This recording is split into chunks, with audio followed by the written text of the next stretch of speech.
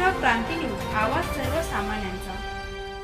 कान्हेरी सरप येथील पशुवैद्यकीय दवाखाना सलाईनवर, डॉक्टर नाहीत, पाणीही नाही। बार्शी टाकळी तालुक्यातील कान्हेरी सरप येथील पशुवैद्यकीय दवाखान्याची अवस्था अत्यंत दयनीय झाली आहे।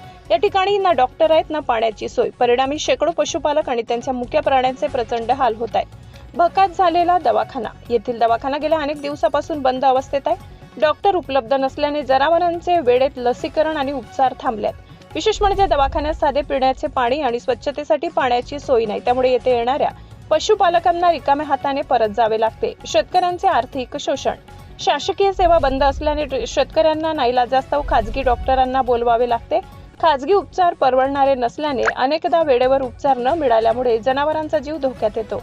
महाराष्ट्र क्रांती न्यूज साठी अकोला जिल्हा प्रतिनिधी इम्रान खान।